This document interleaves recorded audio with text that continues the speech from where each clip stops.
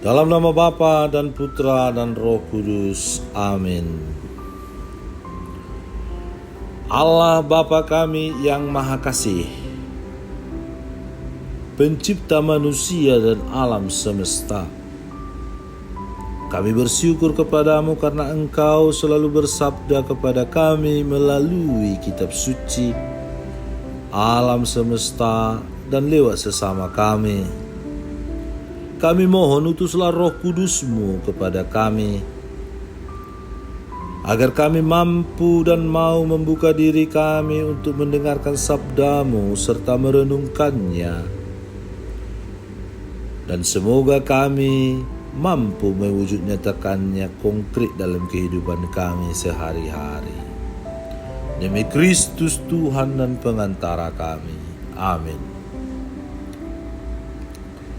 Tuhan bersamamu dan bersama rohmu. Inilah Injil suci menurut Lukas. Dimuliakanlah Tuhan. Pada zaman Herodes, Raja Judea, adalah seorang imam yang bernama Zakaria dari rombongan Abia. Istrinya juga berasal dari keturunan Harun, namanya Elisabet.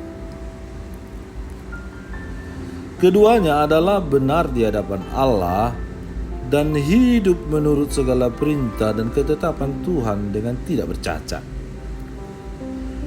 Tetapi mereka tidak mempunyai anak sebab Elisabet mandul dan keduanya telah lanjut umurnya. Pada suatu kali waktu tiba giliran rombongannya, Zakaria melakukan tugas keimaman di hadapan Tuhan. Sebab ketika diundi sebagaimana lazimnya untuk menentukan imam yang bertugas, dialah yang ditunjuk untuk masuk ke dalam bait suci dan membakar ukupan di situ.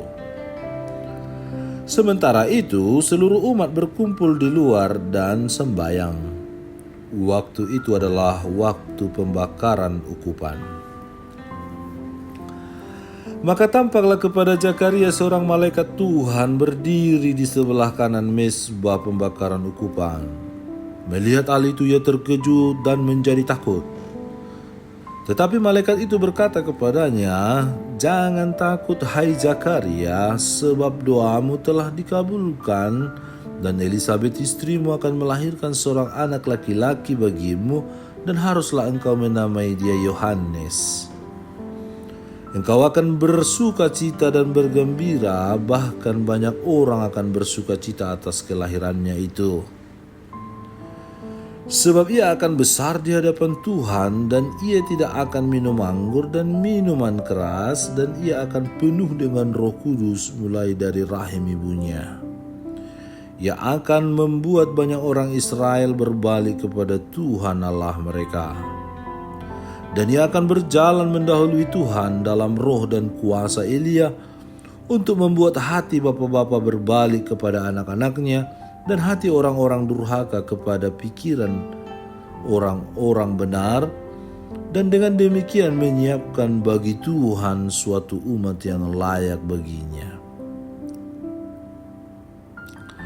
Lalu kata Zakaria kepada malaikat itu, "Bagaimanakah aku tahu bahwa hal itu akan terjadi sebab aku sudah tua dan istriku sudah lanjut umurnya?"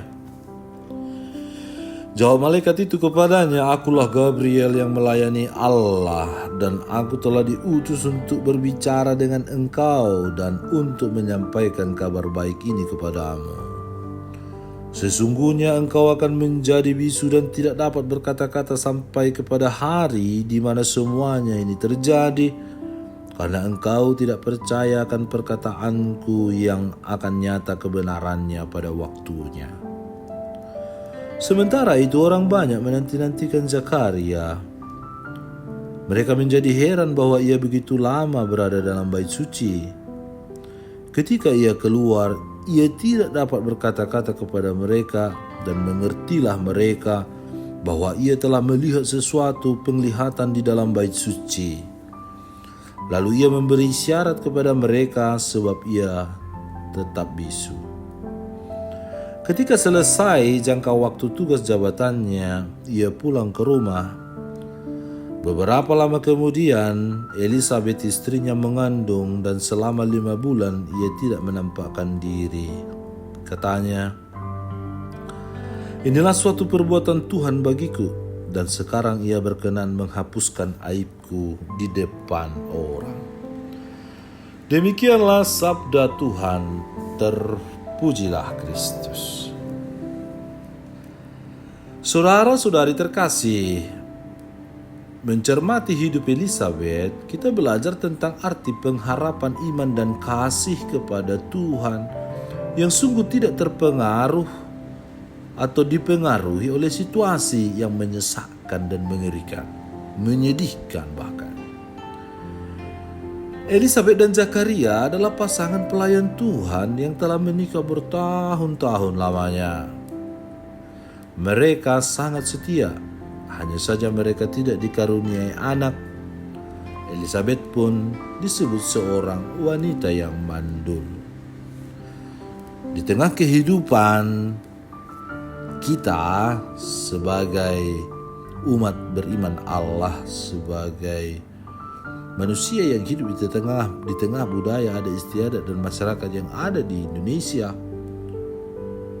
kalau kita mengalami atau mendengar seseorang yang seperti ini, tentu akan mendapatkan cibiran yang tidak baik dari sesama kita. Divonis mandul di masa itu adalah hal yang sangat-sangat menyakitkan dan mengerikan juga. Tetapi Elizabeth, meskipun ia banyak mendengar suara-suara sumbang, ia tidak menjadi lemah. Ia tetap memiliki iman yang kuat, yang setia kepada Allah.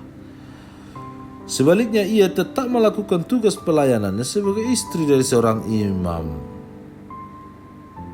Dan tak disangka, Tuhan pun bekerja dan berkenan kepada keluarga ini dan menetapkan Elizabeth menjadi ibu dari seorang nabi besar, yakni Yohanes Pembaptis. Sungguh luar biasa, jauh dari apa yang dibayangkan keluarga ini. Tiba-tiba Tuhan mempercayakan anugerah yang demikian besar itu. Tuhan bekerja menurut waktunya. Jika Tuhan berkenan kepada jalan seseorang, maka ia mampu menyatakan rencananya yang besar itu jauh dari apa yang dapat kita pikirkan. Seperti pengalaman Zakaria dan Elizabeth, mungkin harapan yang pernah kita dambakan bertahun-tahun lalu rasanya telah terkubur dalam-dalam. Kita berpikir mustahil untuk terwujud. Namun saudara-saudari terkasih, mari kita belajar dari Zakaria dan Elizabeth. Kini tidak ada lagi perasaan kecewa. Kita harus menjalani kehidupan dengan ucapan syukur dan setia mengimani Yesus. Dan marilah terus-menerus menunjukkan kesetiaan kita itu untuk melayani Tuhan, sekalipun apa yang kita harapkan belum tentu kita terima atau belum tentu dikabulkan oleh Tuhan. Tapi tetap kita setia, pasti akan tiba waktunya Allah akan menjawab kerinduan hati kita. Demikianlah kita belajar bagaimana hidup dalam kesetiaan kepada Tuhan dalam segala situasi apapun itu. Meskipun seolah tidak ada pertolongan dan tidak ada hal yang baik, namun kita akan tetap setia mengimani dan melayani Tuhan lewat kesaksian hidup kita. Kesetiaan kita kepada Tuhan diuji ketika kita tidak menerima apa yang kita harapkan dari Tuhan. Apakah kita tetap setia kepadanya? Menjadi pertanyaan reflektif untuk kita renungkan. Sejauh apa kita setia selama ini, atau justru berbalik mengkhianati dan mempercayai hal-hal yang tidak penting di luar yang kita imani. Semoga iman kita tidak goyah menghadapi berbagai cobaan yang berat, bahkan di mana tidak tampak setitik cahaya terang pun dalam kehidupan ini. Upah hadiah dari kesetiaan adalah kebahagiaan dan sukacita. Berbahagialah orang yang nangis, yang bersedih, yang tetap setia, yang dicela, yang dicaci maki, yang dihina, karena Allah, karena Yesus. Karena kita akan memperoleh hidup yang kekal, kebahagiaan kekal itu. Tuhan memberkati kita. Allah Bapa yang Maha Baik, semoga kami senantiasa dibangun dalam kesatuan dengan Dikau sebagai sumber kehidupan dan keselamatan kami. Ajarilah kami untuk merasa lapar dan haus akan sabda-Mu, sehingga kami selalu mencari Dikau dalam kehidupan kami sehari-hari. Engkaulah penuntun, pengarah, pemberi hidup, pemelihara hidup kami, dan penyelamat kami. Dengan pengantaran Kristus Tuhan kami. Amin. Allah Bapa kami, penuntun kehidupan, Engkau telah menuntun Abraham menuju tanah terjanji. Engkau juga menuntun bangsa Israel menuju tanah Yerusalem melalui tangan Musa.